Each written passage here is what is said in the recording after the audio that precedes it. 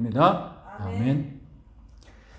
예, 성경 말씀 에베소서 3장 11절 말씀입니다. 에베소서 3장 11절 말씀 같이 읽겠습니다.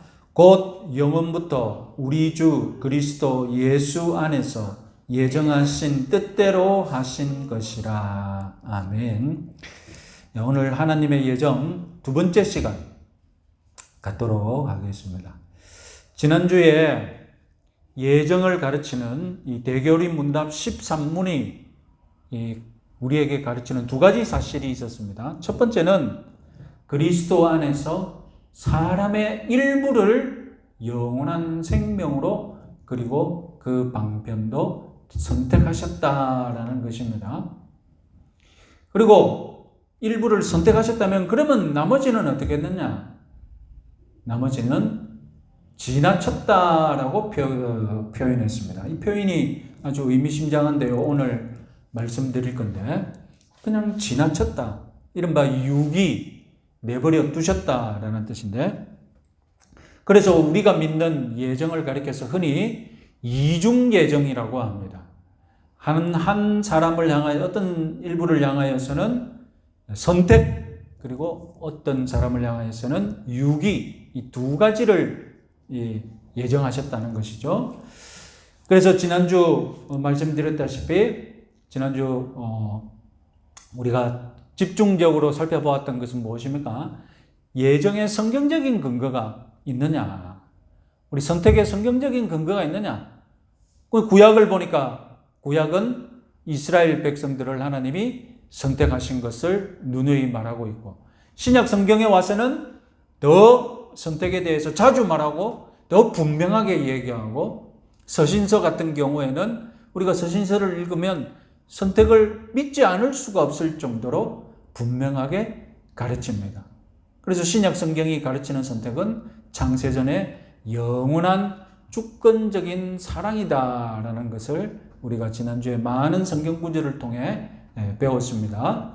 자, 이제 성경은 이렇게 선택을 가르치는데, 그러면 이 예정론이, 이 예정이라는 이 신학 교리가 어떻게 확립이 되었는가? 처음부터 모든 사람이 다 성경을 읽자마자 이것은 예정을 가르치네 라고 믿었던 건 아니거든요. 누군가 이런 진리들을 먼저 발견하고, 그리고 미처 발견하지 못한 사람들에게 성경은 이런 교리들을 가르칩니다 라고 가르쳤던 교회의 교사들이 있지 않겠습니까? 교회의 박사들이 있습니다.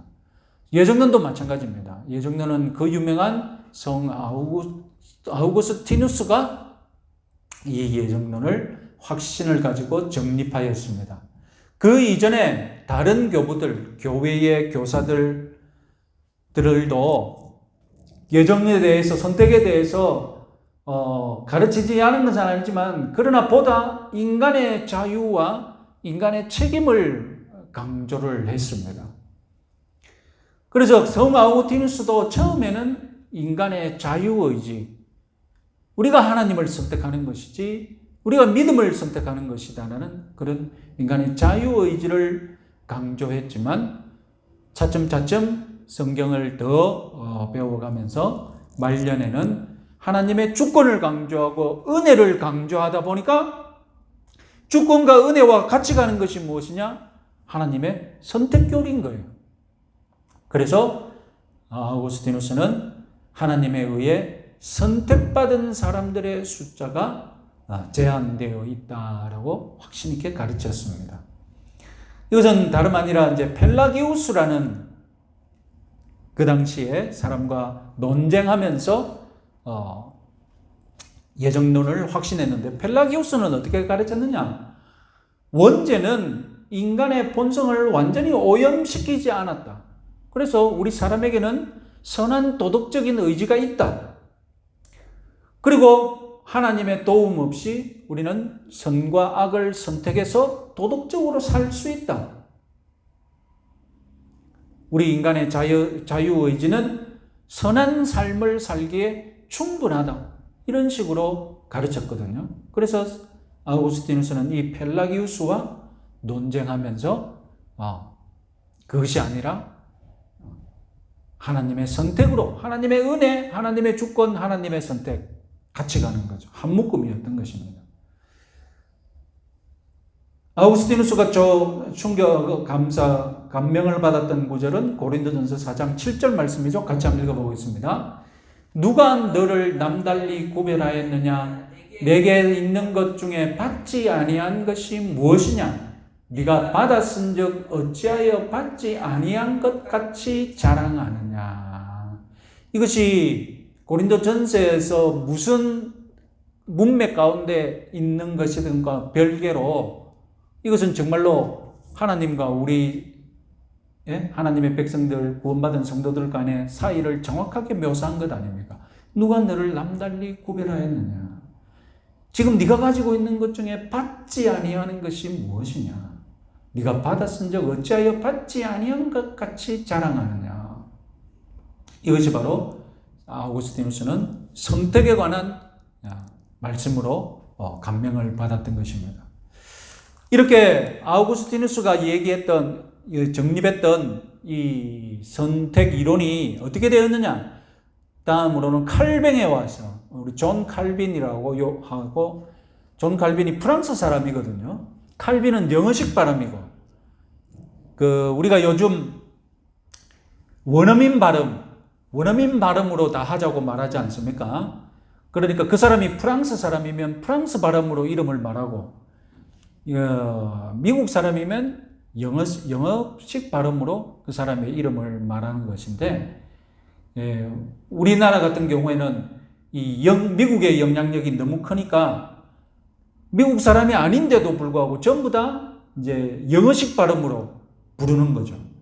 아우구스티누스 방금 말씀드렸던 아우구스티누스도 영어 사람들은 어거스틴이라고 부르거든요. 영어권에서는. 그러니까 우리도 어거스틴이라고 자주 말하지 않습니까? 그러나 어거스틴이라고 말하면 안 되고 아우구스티누스, 그 사람이 살았던 시대 그 원어민들이 불렀던 이름 그대로 부르는 거죠. 존 칼빈도 영어식 발음이죠.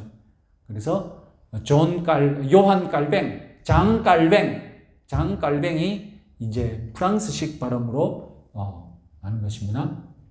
그러니까 요즘 들어서 이제 칼뱅이라고 우리는 표기하기 시작합니다.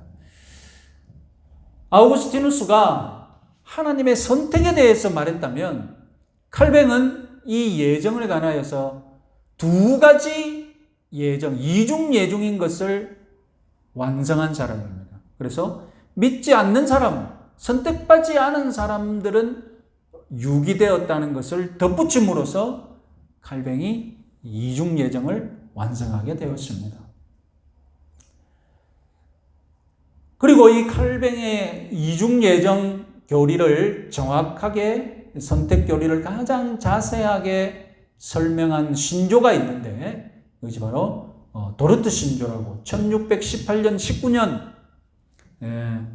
네덜란드의 도르트에서 총회가 열려서 이 총회가 하나님의 예정에 관하여서 확립한 그런 가르침이 있는데요.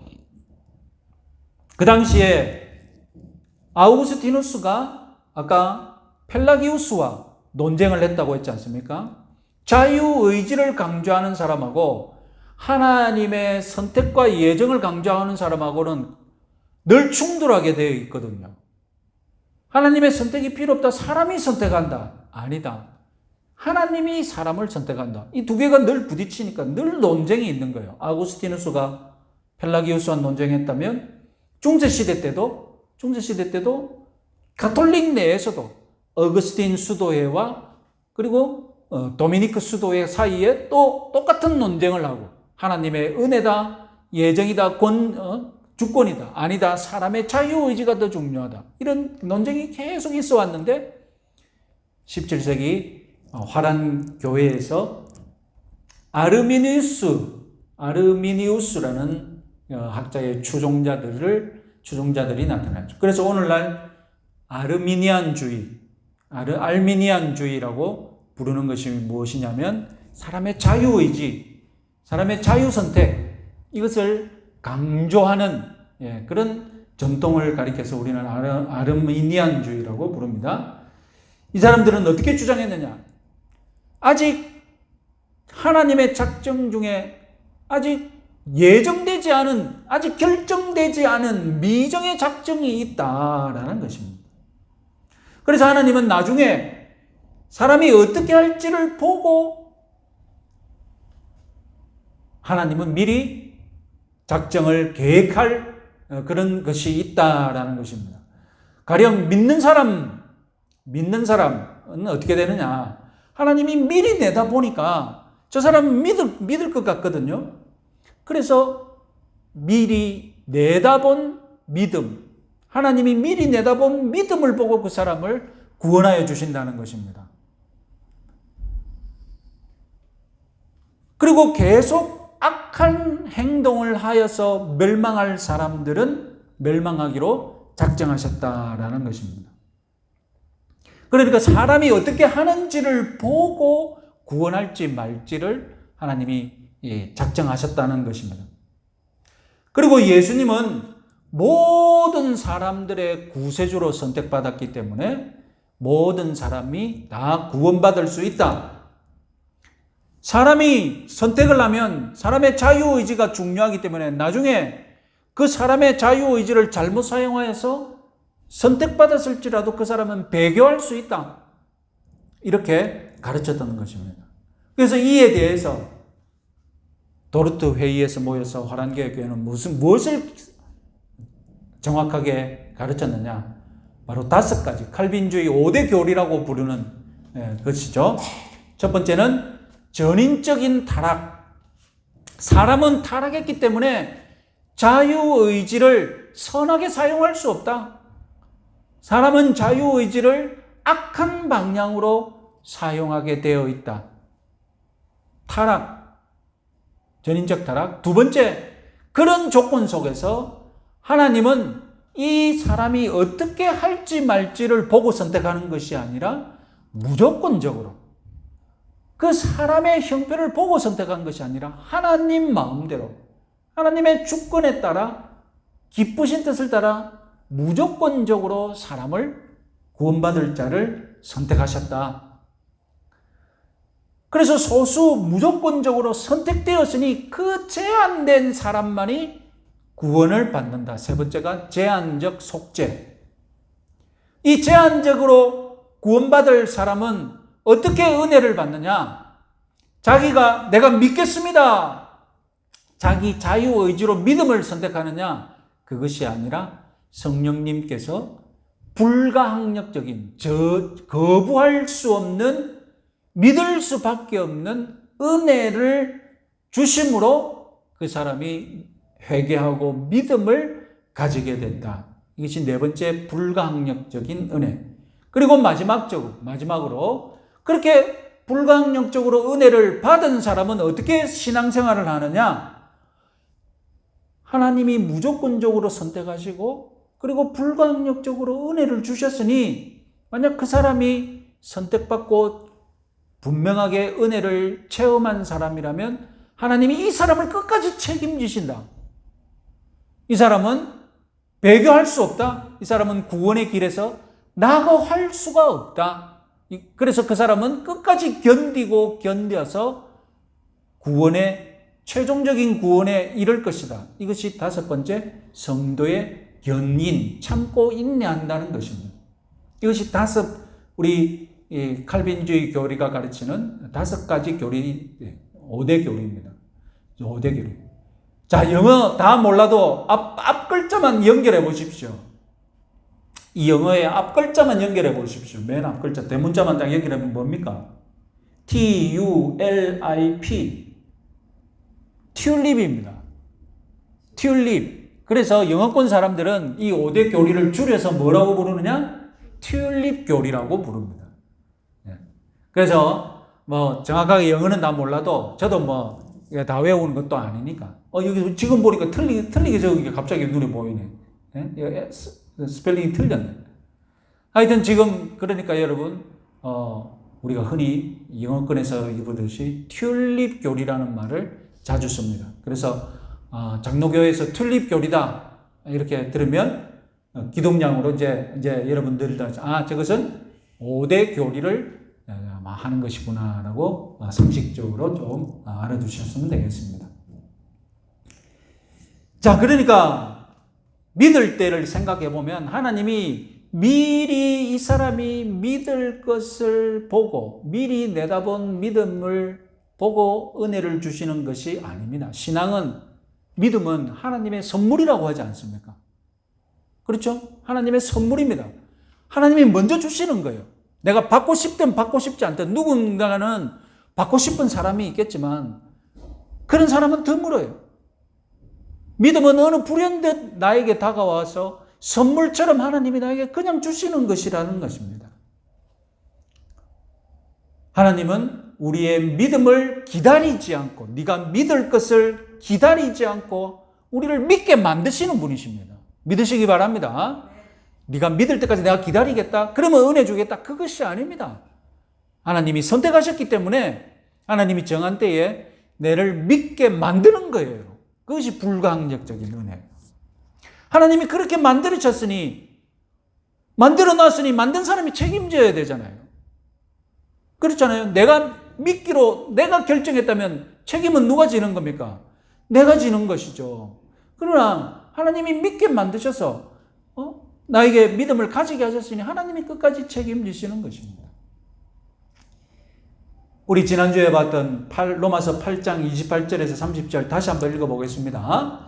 우리가 알거니와 하나님을 사랑하는 자 곧 그의 뜻대로 부르심을 입은 자에게는 모든 것이 합력하여 선을 이루느니라. 하나님이 미리 아신 자들을 또한 그 아들의 형상을 본받게 하기 위하여 미리 정하셨으니 이는 그로만 형제 중에서 맏아들이 되게 하려 하심이라. 또 미리 정하신 그들을 또한 부르시고 부르신 그들을 또한 의롭다 하시고 의롭다 하신 그들을 또한 영화롭게 하셨느니라. 다른 거 다 몰라도 이 구절에서 모든 것이 다 끝납니다. 여러분, 지난주에 이것이 뭐라고 했습니까? 지난주에 이것을 가리켜서 부르심, 미리 정하심, 부르심, 의롭다 하심, 영화롭게 하심, 이것이 구원의 황금 사슬이라고 했지 않습니까? 다 연결되어 있는 거예요. 예정되었으면 부르시는 것이고, 부르셨으면 이 사람을 구원하기 위해 의롭다 하시는 것이고, 의롭다 했으니 마지막까지 그 사람이 구원에 참가할 수 있도록 영화롭게 하시는 거예요. 그것이 하나님이 하시는 일인 거예요. 그런데 여러분이 로마서 8장 우리 방금 읽은 구절에는 미래의 일까지도 과거로 표현해서 보시면 영화롭게 하셨느니라, 영화롭게 하실 것이라가 아니라 영화롭게 하셨느니라. 왜 그렇게 했습니까? 왜 과거로 표현했겠습니까? 왜 과거로 표현했겠습니까? 우리가 미래의 일인데 왜 과거로 표현합니까? 그것은 이미 이루어진 일이 있기 때문에, 이미 이루어질 것으로 예정된 일이기 때문에, 이루어진 것이나 다름없기 때문에 과거로 표현해버리는 거예요. 그러니 칼빈주의 5대 교리, 아까 그 튤립이라는 교리가 다 무엇으로 연결된 겁니까? 황금 사슬을 그대로 표현한 거예요. 5가지는 서로를 물고 서로를 깨물고 연결되어 있다는 것을 확신하시기 바랍니다.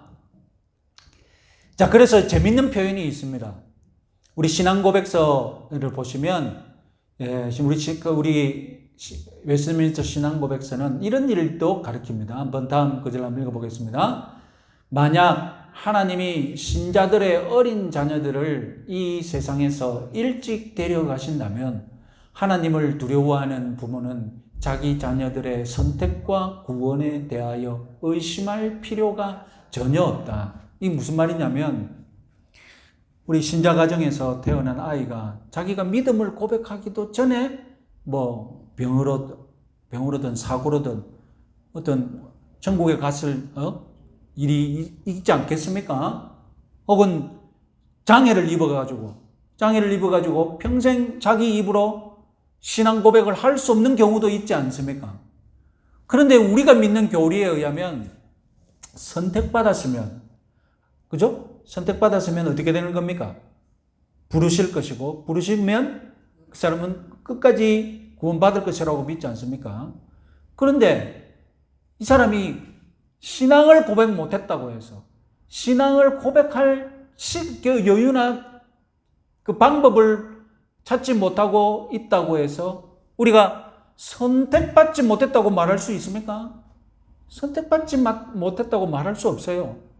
그러니까 여러분, 우리는 이 자녀가, 내가 낳은 이 믿음의 자녀가 하나님의 선택을 받았음을 믿는다면, 그러면 그가 비록 입으로 고백하지 못하더라도 황금사슬에 의해 하나님이 신비한 방법으로 그를 구원하실 것이라고 우리는 확신할 수 있는 겁니다. 왜냐하면 내 고백에 구원이 달린 것이 아니기 때문에. 내가 의지를 갖고 신앙을 고백했느냐 안 했느냐, 거기에 따라 내 구원이 결정되는 것이 아니기 때문에. 아까 말했듯이 구원은 뭐라고요? 황금사슬인 거예요. 구원은 황금사슬로 연결되어서 차례차례로 이렇게 연결하는 거지, 어디 하나가 없다고 해서 뭐 처음부터 잘못되었느냐? 그것이 아니라는 것입니다. 그래서 우리는 신앙 고백하지 못한 어린 자녀들에 대해서도 이런 확신을 가질 수 있음을 믿으시기 바랍니다. 자, 신약 성경에서 가르치는 가장 중요한 선택의 핵심은 무엇이냐? 그리스도 안에서 선택되었다는 것입니다.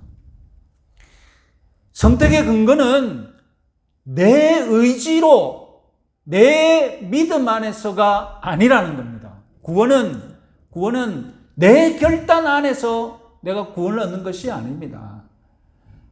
신약 성경 서신서를 보면 항상 말하는 것이 무엇입니까? 그리스도 안에서, 예수 안에서, 주 안에서. 이 단어가 얼마나 많이 나오는지 모릅니다. 한 단어에서도 2번, 3번 나오는 경우가 있어요. 우리 지난주에 다 살펴봤는데, 그러면 이 그리스도 안에는 무엇을 말하느냐? 선택의 근거가 하나님이 나를 선택하시고 부르시고 구원하고 영화롭게 하시는 이 모든 근거가 어디에 있다는 겁니까? 나한테 있는 게 아니라는 겁니다. 내가 뭐 잘해서 못해서 하나님이 하시는 것이 아니라 어디에 있다고요? 그리스도 안에 있다는 거예요. 예수님 때문에. 내가 예수님과 하나가 되었기 때문에 이 모든 일들이 일어난다는 것입니다.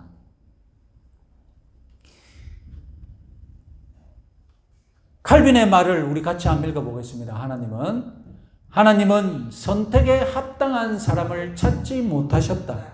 하나님은 그리스도 안에서 말고는 인간을 사랑할 수 없었기 때문이다.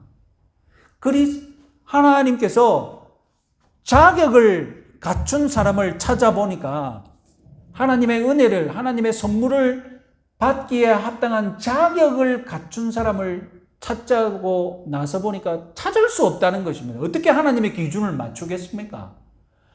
우리 사람이 얼마나 도덕적이어야 하나님의 수준을 맞출 수 있겠습니까? 불가능하거든요. 애초에 그건 불가능합니다. 그래서 하나님이 우리를 사랑하는 방법으로 선택한 것이 무엇입니까? 나만 보는 것이 아니라 그리스도 안에서, 그리스도의 은혜와 그리스도의 공로 안에서 나를 보시는 거예요. 그래서 하나님이 우리를 사랑할 수 있는 유일한 방법이 그리스도 안에서라는 말입니다. 믿으시기 바랍니다. 우리가 그리스도 안에서 선택되지 않았다면, 만약 다른 근거로 선택되었다면, 그리스도 안에가 아니라 그리스도 밖에서 다른 근거로 선택되었다면 우리는 확신을 가질 수가 없어요. 그 근거가 하나님이 기뻐하시는 것인지, 그 근거가 과연 구원받기에 합당한 근거인지 우리가 어떻게 확신합니까?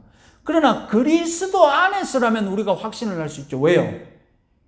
그리스도 안에서 우리가 선택받았다, 은혜를 받는다 할 때 왜 우리는 그걸 확신할 수 있습니까?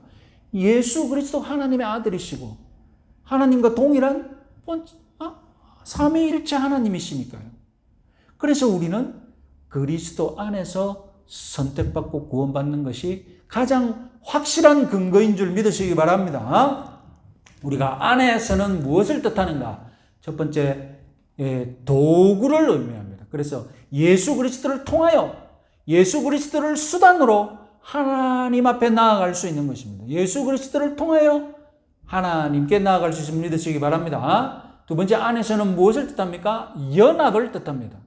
내가 그리스도 안에 있다는 것은, 내 안에 있는 것은 다 나와 내 자신이잖아요. 그렇잖아요. 지금 내 안에 있는 것들을 내가 나와 다른 것이라고 말할 수 있습니까? 우리가 예수님 안에 있다는 것은 예수님과 연합되어서 예수님과 일체를 이루고 있다는 것입니다. 그래서 예수님과 연합되었다는 것을 믿으시기 바랍니다. 다음, 우리가 이 장로교 예정교리에 아주 복잡한 문제가 하나 있는데, 타락 후 선택설과 타락 전 선택설이 있습니다. 이것은 무슨 말이냐?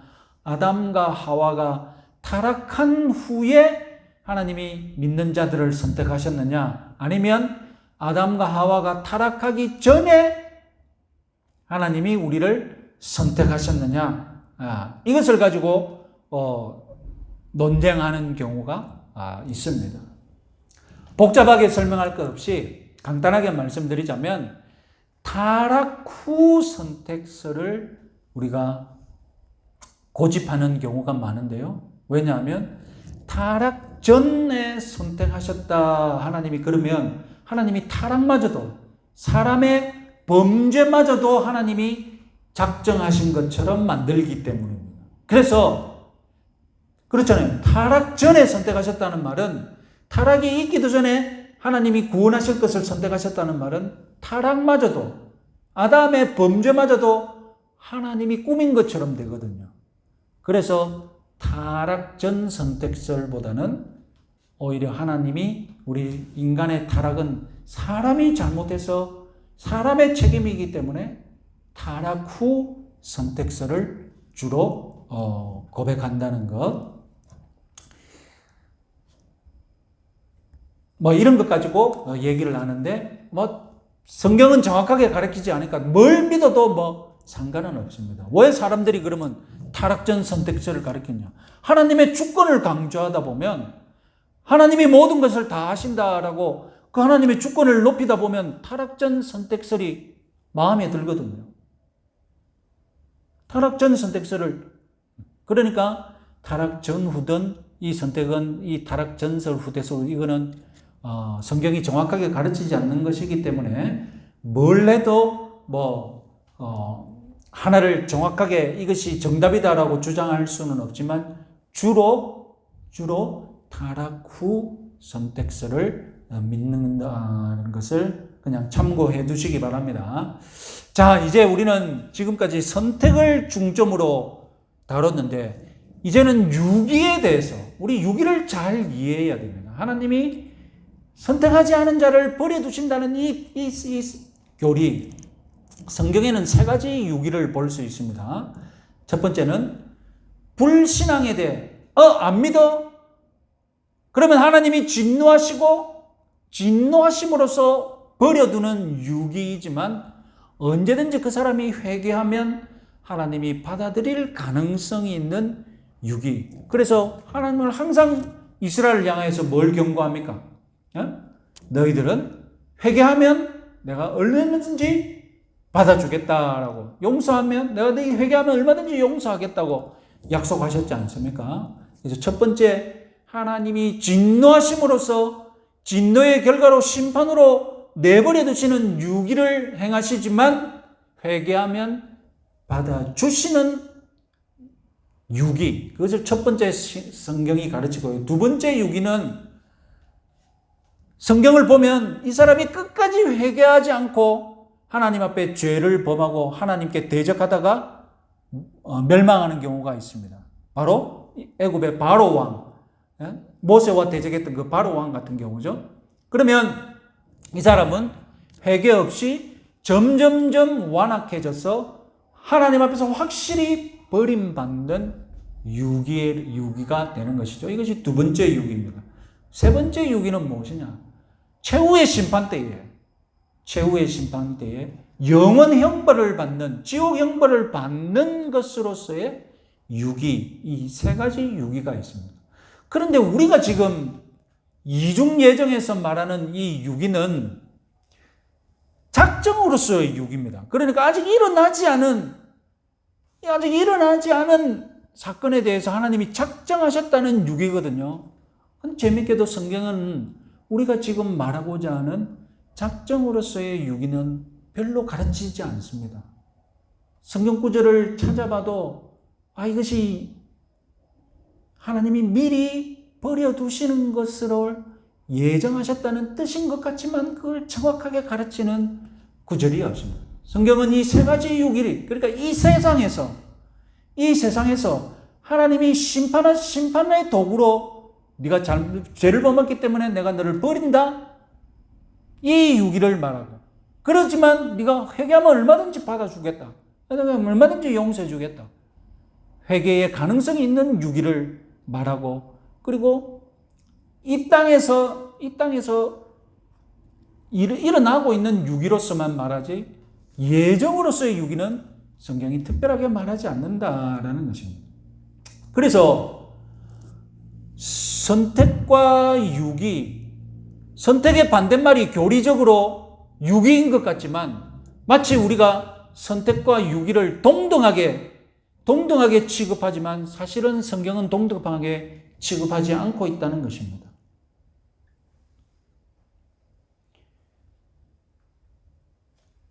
동등한 반대말이 아니라 성경은 선택에 대해서 더 많이 말하고 유기에 대해서는 거의 말하지 않는다는 것입니다. 그러니까 선택과 유기는 동등한 개념이 아닌 거예요. 성경은 유기에 대해서 별로 말하고 싶어 하지 않아요. 성경은 항상 선택을 우선합니다. 그래서 여러분, 생명책은 있어도 사망책은 없잖아요.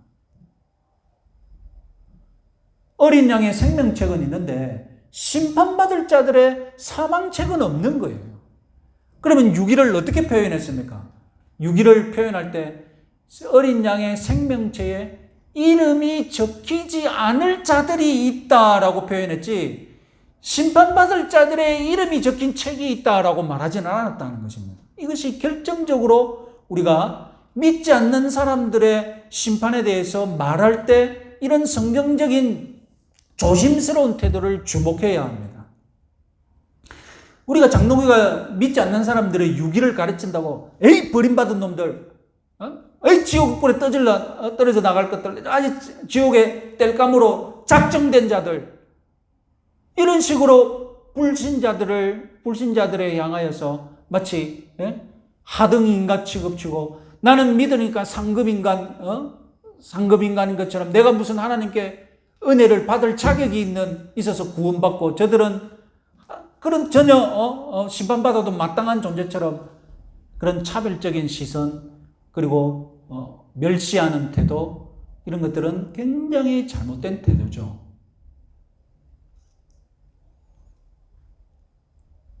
그래서 신학자들은 이런 말을 합니다.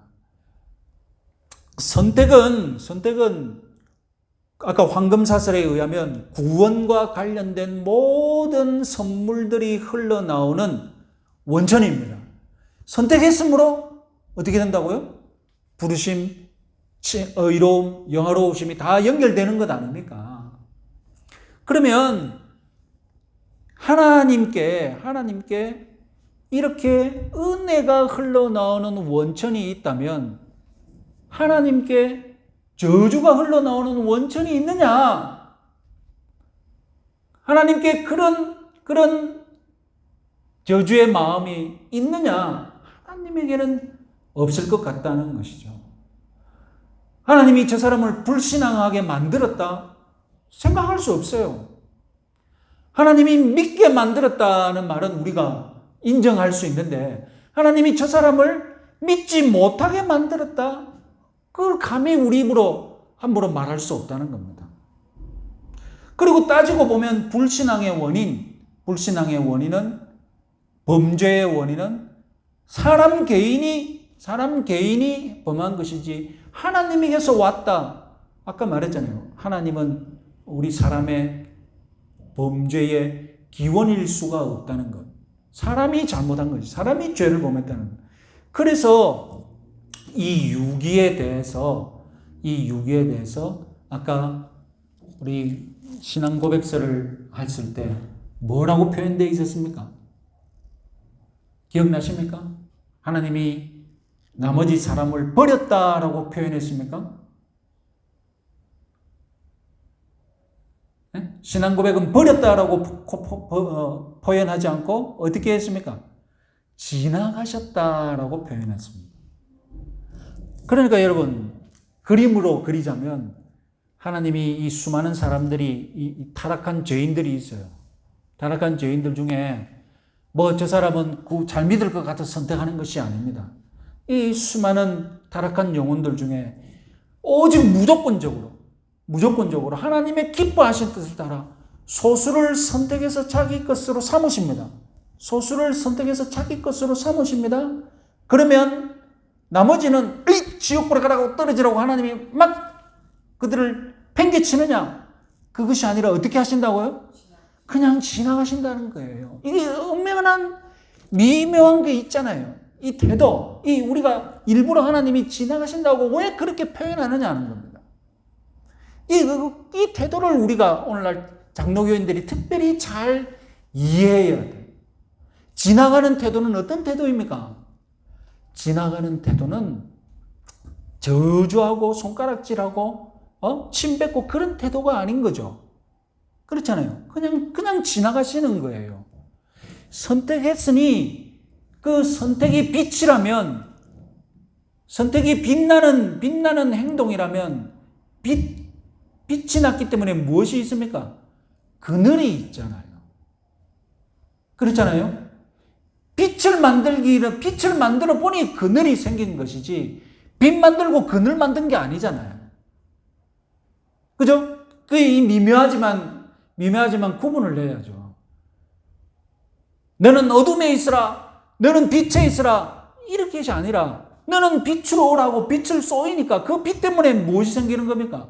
어쩔 수 없이 어둠이 생기는 거예요. 그 어둠 속에 있는 자들이 생기는 거예요. 그래서 하나님께서 선택하시고 유기하셨다라고 할 때 유기를 우리가 풀었으면 버려둔다. 하나님이 믿지 않는 영혼들을 버려두셨다라고 우리가 말할 때 조심해야 될 것은 그 버려둠은 그냥 빛이 생김으로 인해서 어쩔 수 없이 생기는 어둠이지. 그래서 그 어둠을 우리 신앙 고백서는 어떻게 표현했다고요? 하나님이 지나가셨다라고 멋지게 표현했다는 것입니다. 그러니까 우리가 믿지 않는 사람들을 향해서 하나님의 마음을 가진다면 뭐 지옥 될까 뭐 비난하고 이래서는 안 된다라는 것입니다. 자, 그리고 다음 우리가 유기를 이렇게 이해합시다. 사실 유기란 말도 잘 쓰면 안 돼요. 우리가 써야 되는 말은 무엇입니까? 지나가신다라는 이 표현을 명심하시기 바랍니다. 다음은 선택과 복음 선포에 대해서 생각해 봅시다. 선택하시고 구원하신다면 복음 전도할 필요 있느냐? 그러나 예전과 전도는 서로 모순되지 않습니다. 우리가 지난 설교 때 우리 주일날서 배웠던 말씀, 우리 마태복음 11장 25절, 26절, 28절 말씀 한번 읽어보겠습니다. 예수께서 이르시되 천지의 주제이신 아버지여, 이것을 지혜롭고 슬기 있는 자들에게는 숨기시고 어린 아이들에게는 나타내심을 감사하나이다. 옳소이다. 이렇게 된 것이 아버지의 뜻입니다. 수고하고 무거운 짐진 자들아 다 내게로 오라. 내가 너희를 쉬게 하리라. 자, 여러분, 왜 우리가 전도해야 됩니까? 왜 우리가 선택받은 사람을 모르거든요. 선택받은 사람은 무엇으로 구원을 받습니까? 자기가 선택받은 사람은 무엇으로 부르심을 받습니까? 말씀으로 구원받고 우리 주위 사람들의 복음 전도로 인해 믿음을 가지게 되는 거거든요. 믿음은 들음에서 나는 거지 않습니까? 그 사람이 설교를 듣고 말씀을 듣고 그래야 그 사람이 배우는 거거든요. 그러니까 우리가 복음 전도하는 것은 무엇입니까? 이 사람이 선택받은지 안 받은지 모르니까 우리는 선택받았으면 내가 그 사람을 어떻게 하는 겁니까? 초청하는 것이죠. 그래서 이런 말이 있습니다. 다음 봅시다. 아니, 없어요? 네. 보편적인 선택은 없지만, 보편적인 선택은 무슨 말입니까? 모든 사람을 다 하나님이 구원하시기 위해서 선택하셨다는 뜻이거든요. 이것은 우리 아까 말하고 말 안 맞죠? 우리는 무엇이었습니까? 무조건적인 선택, 제한적인 속죄, 제한적으로 하나님이 선택하셨다고 했지 않습니까? 그러니까 하나님이 모든 사람들을 다 구원하시기를 원한다. 보편적인 선택을 주장하는 사람들하고 우리하고는 안 맞습니다. 우리가 말하는 것은 보편적인 선택이 아니라 무엇이냐? 보편적인 복음 전파는 거예요. 모든 사람에게 복음 전파해야 돼요. 왜요? 모든 사람에게 복음 전파해야 돼요. 왜요? 그 가운데 선택받은 사람이 있고, 그 선택받은 사람은 내가 전하는 복음 전도에 의해 받아야 하기 때문입니다. 그러니 선택과 복음 전도는 모순되는 것이 아니라 상호 보완적인 것임을 믿으시기 바랍니다. 그래서 우리가 복음 전도 나갈 때는 담대하게 오늘 내가 전하면 선택받은 자는 내 복음을 받아들일 것이고, 내가 선택하지 않은 사람은 복음을 받지 않을 것이라고 믿고 나가면 되는 거예요. 예? 마지막으로 선택과 구원의 확신에 대해서 배워보겠습니다. 아까 말씀드렸듯이 우리 칼빈주의 5대 교리, 선택 교리부터 시작하여서 이것은 다 구원의 근거가 어디에 있다고 고백합니까? 하나님께 있다고 믿습니다. 하나님께 있다고 믿습니다. 그러나 사람의 자유의지, 사람의 자기 선택을 강조하는, 그래서 아까 아우구스티누스와 싸웠던 펠라기우스, 그리고 아까 도르트 신조와 갈등했던 알미니안주의자들, 이 사람들은 다 사람의 자유의지, 사람의 자기 결정, 자기 선택이 선하다고 믿고 스스로 책임져야 한다고 가르치거든요. 그러면 그 사람들의 구원이 안전하겠습니까? 여러분, 나 자신을 볼 때에 내가 정말로 하나님의 도움 없이 끝까지 신앙생활 잘할 것이라고 믿습니까? 여러분 스스로 그렇게 확신할 수 있습니까? 그러니까 하나님의 선택을 믿는 것은 내 구원이 누구 손에 달려있다고 믿는 것입니까? 하나님 손에 달려있다고 믿는 것입니다. 그래서 내가 구원을 확신하려면 무엇을 확신하는 것이 우선순위겠습니까? 선택을 확신해야 돼요. 하나님이 선택하셨으니까 하나님이 끝까지 책임지실 거 아닙니까? 내가 선택했으면 내가 끝까지 책임져야죠. 그래서 선택과 구원의 확신은 한 쌍이라는 거, 떨어질 수가 없습니다. 내가 구원을 확신하고 살려면, 그죠? 구원의 황금사슬을 믿으시는 여러분들 되시기 바랍니다. 자, 그래서 우리 오늘 시간 10분간 기도할 때에 하나님께 감사하고, 나의 구원이 하나님 손에 달려있음을 감사하고 더 하나님을 잘 섬기고 예배하는 그런 성도들이 될 수 있도록 우리 주여 한번 외치고 기도하도록 하겠습니다. 주여